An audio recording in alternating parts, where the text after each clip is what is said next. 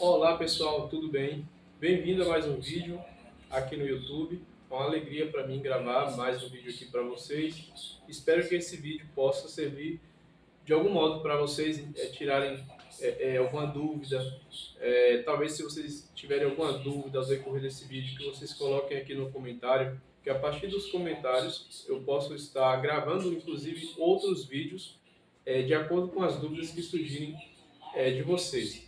Então, não se acanhem, coloquem nos comentários as dúvidas, as sugestões, né, que vocês tiverem. Mas o fato é que no vídeo de hoje eu queria falar um pouco a respeito de dois conceitos que podem iluminar muito a nossa vida, que podem ajudar com que eu e você tenha uma visão mais clara a respeito de certas realidades que talvez estejamos enfrentando, mas por não conhecer é, o significado que esses dois conceitos trazem, a gente acaba então tendo que lidar com essas diversas coisas sem que consigamos encontrar uma solução mais viável para elas, ok? Então, que conceitos são esses? Quais são esses dois conceitos? São os conceitos que nós chamamos de acidente e de essência na filosofia. Luciano, o que são esses dois conceitos e por que é importante que eu saiba o que eles significam? Então, é justamente sobre isso que eu vou falar no vídeo de hoje. Pessoal, aqui no Ocidente existiram grandes mentes extraordinárias que até hoje influenciam de algum modo o nosso pensamento. São eles Sócrates, Platão e Aristóteles. Por que Platão, Aristóteles e Sócrates, né? Mas vamos lá, eu troquei a ordem. Primeiro vamos falar Sócrates, Platão e Aristóteles. Então, Sócrates é um grande filósofo, no sentido mais estrito da palavra, né? Inclusive a palavra filosofia ou filósofo quer dizer amante da sabedoria. Filósofo é aquele que ama a sabedoria. E Sócrates é o pai, vamos dizer assim, da filosofia, juntamente com Platão e Aristóteles. E essas três mentes, elas conseguiram sintetizar perfeitamente a maneira como nós podemos conhecer a essência das coisas. Aristóteles, ele acreditava, assim como Sócrates, que podemos conhecer a verdade por meio por debaixo, que está debaixo da aparência. E o processo de conhecer a verdade requer do sujeito uma disposição de crer na existência da verdade. Se eu não acredito que a verdade existe, evidentemente eu não posso encontrá-la. Para que eu queira encontrar uma determinada coisa, primeiro eu preciso acreditar na existência dela. Né? Eu não partiria daqui para São Paulo, né, dizendo que eu iria para São Paulo, para os meus amigos e parentes, se eu não acreditasse que a cidade de São Paulo existisse. Então, o primeiro passo para encontrar determinada realidade, né, para eu chegar em São Paulo, eu preciso acreditar que São Paulo existe, que existe um meio que, que vai ali me permitir chegar até São Paulo. E esses meios serão o carro, o próprio asfalto, né, por meio do qual eu trafegarei com o meu carro. Mas o fato é que esses filósofos eles conseguiram chegar a um nível de conhecimento extraordinário. E os conhecimentos que eles chegaram contribuíram para que o homem ocidental pudesse conhecer coisas essenciais para a vida dele.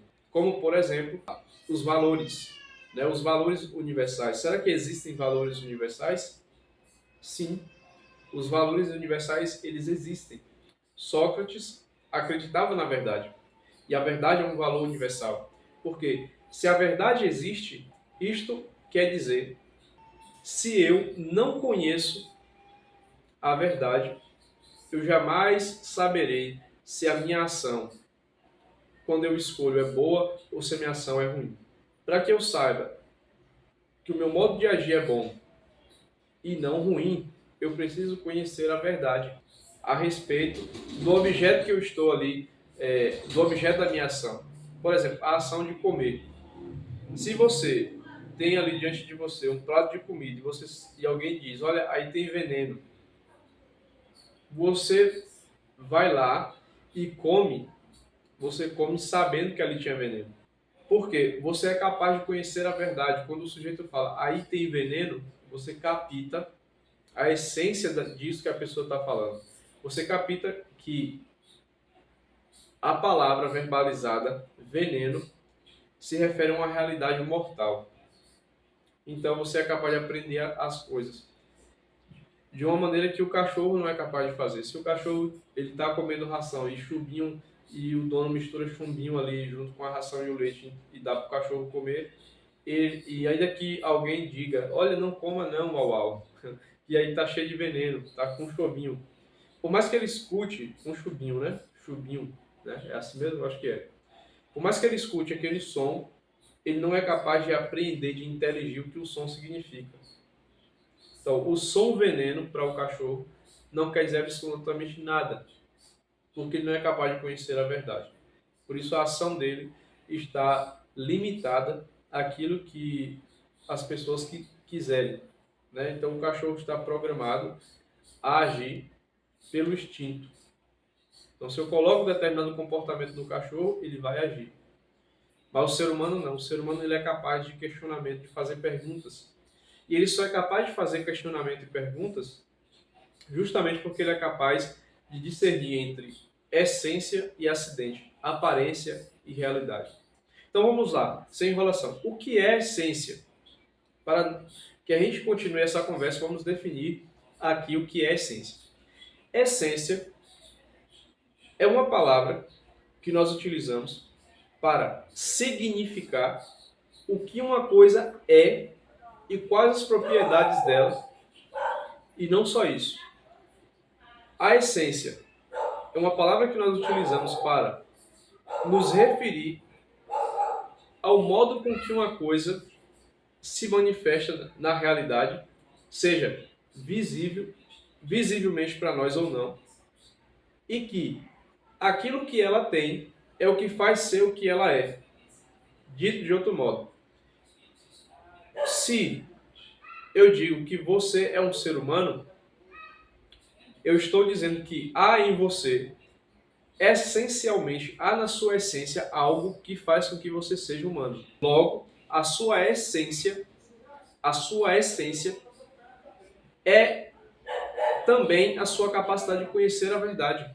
Você é essencialmente capaz de conhecer a verdade. Portanto, há algo dentro de você e de mim que não está nos outros seres, que os outros seres não possuem. Né? Os outros seres eles podem ter uma certa essência, mas na essência deles não existe o que em mim e em você existe.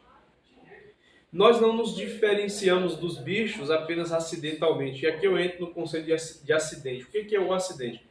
Acidente é o conjunto de coisas que uma coisa possui e que pode ser permanente ou não. E no geral não é permanente. Como por exemplo, uma casa. Você constrói uma casa hoje, você pinta ela, você dá cerâmica, você ornamenta ela e daqui a, sei lá, a 5 anos a tinta não vai estar do mesmo modo que ela esteve quando você a pintou, quando você pintou a casa. A casa, gradativamente, de acordo com o tempo, ela vai ficando deteriorada, ela vai deteriorando, a tinta vai ficando menos bonita, menos clara. Né? Se a tinta era bege, de repente ela vai ficando mais branca. Enfim, o acidente é o conceito que nós utilizamos para nos referir à mutabilidade das coisas, à impermanência das coisas. Portanto, o acidente se difere de maneira claríssima sobre a essência. Né? Ou seja, o acidente ele é essencialmente diferente do que uma coisa é em essencial. Não, vamos formular isso aqui melhor. O acidente ele se difere da essência porque a essência é algo permanente, ao passo que o acidente não.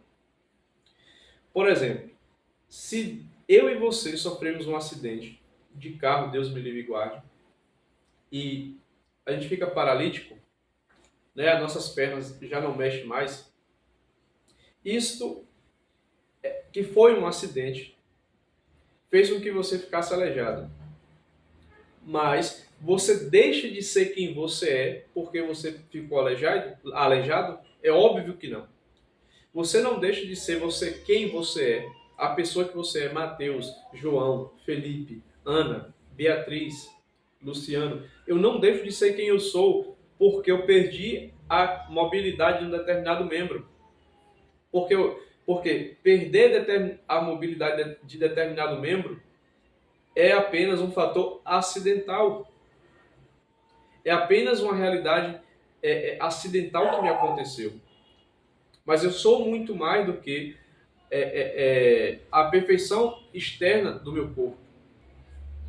Se eu consigo perceber que eu sou muito mais do que a forma externa do meu corpo, então eu consigo notar que existe dentro de mim uma essência que transcende a minha forma física, que transcende a cor dos meus olhos, que transcende o aspecto do meu cabelo, o aspecto da minha pele e que, portanto, faz com que eu, apesar da forma externa em que eu esteja, ainda mereça o nome, ainda participe do conceito que nós chamamos humano. Eu ainda sou humano, apesar da minha aparência, apesar da aparência que eu venha a ter. É por isso que certos ataques à vida humana devem ser combatidos, como, por exemplo, o aborto. Né? Porque se aquilo que em mim se aquilo que em mim é acidental determina a minha dignidade humana, isto quer dizer que qualquer pessoa que no ventre da mãe, por um exame de raio-x, não sei se é a forma correta, né? Enfim, do médico ir lá, examinar a barriga da mãe, perceber que uma criança, de repente, ela não tem uma boa formação, ou um determinado membro dela não se desenvolveu, então, todas as crianças que apresentarem essas características, se a nossa visão se pautar apenas nos aspectos acidentais do ser humano, na aparência física, se nós acharmos que eu só sou humano se todos os meus membros, se todos os membros do meu corpo estiverem perfeitos, então qualquer imperfeição, desde o ventre da mãe até a velhice que uma pessoa pode chegar, né? Se essa pessoa ela aparenta algum defeito genético, ela não merece a vida, ou melhor, ou ainda, ela não merece o termo humano.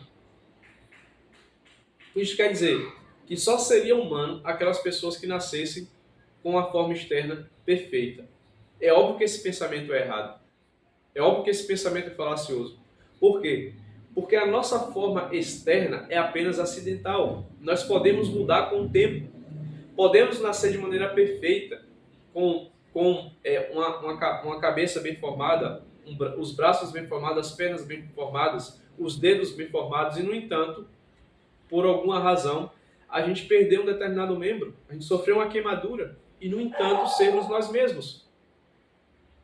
Continuarmos tendo consciência de que nós somos nós mesmos, apesar da forma externa. Claro que a aparência externa é uma modalidade de quem somos. A aparência externa é uma maneira visível da nossa personalidade. Sim, você olha para o meu rosto, embora a minha aparência, o meu rosto, a cor dos meus olhos, o modo da minha orelha, o aspecto da minha orelha, do meu cabelo, né, a minha sobrancelha, isso faz parte de mim, mas isso não é essencialmente, ou melhor, isso não é o suprassumo de quem eu sou. Essas coisas são apenas componentes. Essas coisas são apenas, vamos dizer assim, graus de quem eu sou. Tá entendendo? Então, o conceito de essência e de aparência ou de acidente precisa ser entendido por nós, porque justamente nos dá base para podermos combater certos tipos de pensamentos reducionistas. O aborto é um tipo de pensamento reducionista. A eutanásia, de certo modo, ela é um pensamento reducionista. Por quê?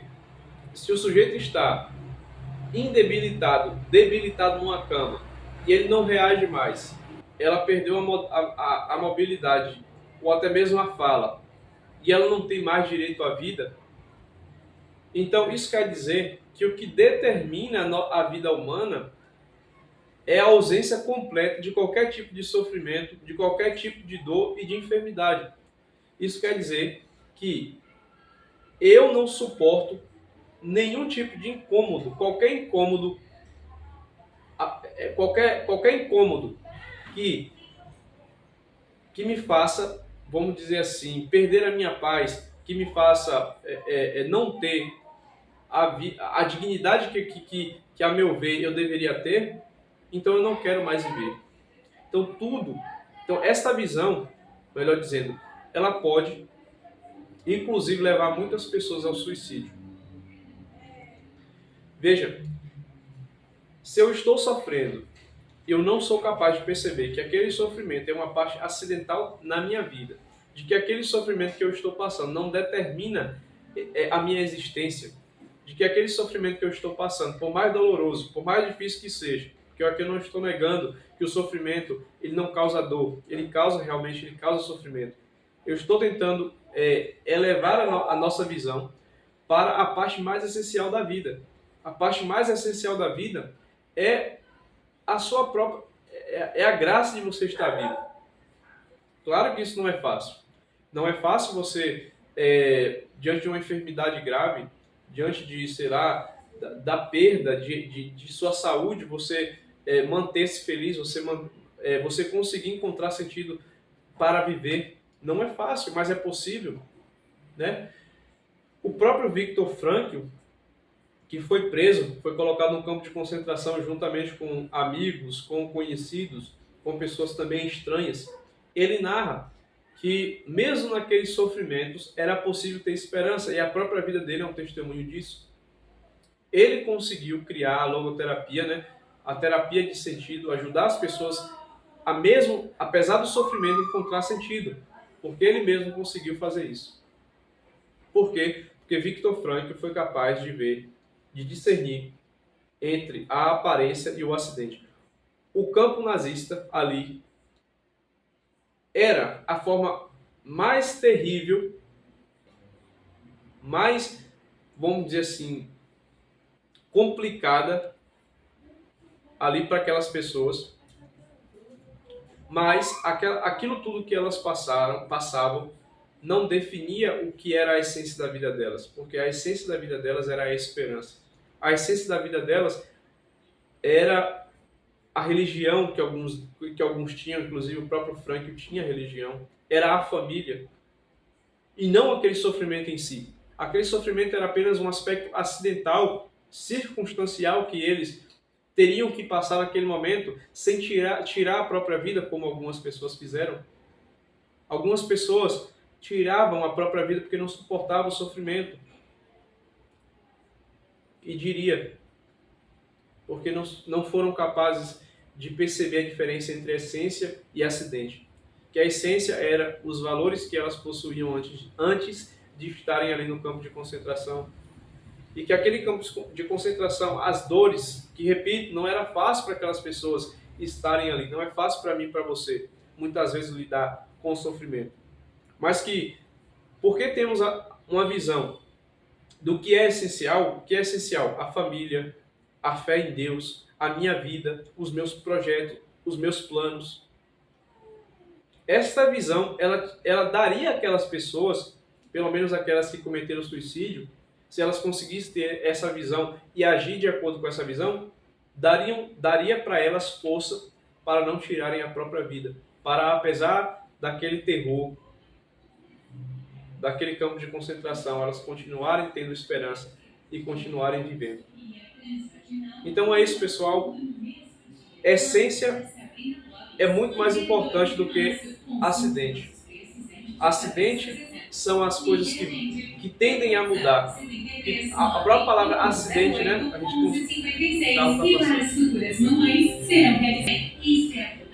A própria palavra acidente remete para nós a algo inesperado. Algo que aconteceu que a gente não esperava que acontecesse. Por quê? Porque os acidentes não são determinados por nós, eles simplesmente acontecem. Ao passo que a essência sim é determinada por nós. A essência é determinada por nós. Eu, apesar do que quer que me aconteça, posso agir de maneira sábia. Eu posso escolher, eu posso fazer a melhor escolha, apesar da situação que possa estar acontecendo comigo. Porque eu sou essencialmente livre. Eu sou essencialmente capaz de transcender a minha circunstância, de transcender qualquer tipo de situação. Claro que nem todos conseguem, por isso que aqueles que acreditam que a vida humana ela não é só isso daqui, aqueles que têm a visão transcendental da existência, eles conseguem enfrentar melhor a vida. Dito de um outro modo, as pessoas que têm religião, elas conseguem suportar muito mais os problemas, porque elas são capazes de olhar para este mundo aqui, apesar das dores, apesar das dificuldades, elas são capazes de olhar para esse mundo e dizer: este mundo não é a essência última, esse mundo não tem a resposta última para a minha vida. Existe a eternidade. Eu sou católico, eu acredito nisso, que eu posso unir os meus sofrimentos aos sofrimentos de Cristo. Inclusive, eu posso, com a ajuda de Cristo, carregar a minha cruz, sem abandonar a minha cruz, sem fugir, sem ficar louco, sem desesperar ou se desesperar, voltar a olhar de novo para a esperança, voltar a olhar de novo para aquilo que realmente importa, para aquilo que é essencial. Então, pessoal, ter essa visão de mundo, do que é essencial, do que é acidental, é muito importante. Então, pessoal, eu vou ficar por aqui nesse vídeo, mas mais para frente eu vou abordar de maneira mais aprofundada sobre esse tema do acidente e da essência, certo? E da substância. O que é essencial e o que é acidental. Beleza? Esses termos eles são meio complexos mesmo, mas por enquanto é isso. Vou estudar mais, vou me aprofundar mais e com a graça de Deus trarei muito mais conteúdo aqui para vocês, com mais clareza, com mais precisão, beleza? Para que todos nós possamos crescer juntos. Um grande abraço, fiquem todos com Deus.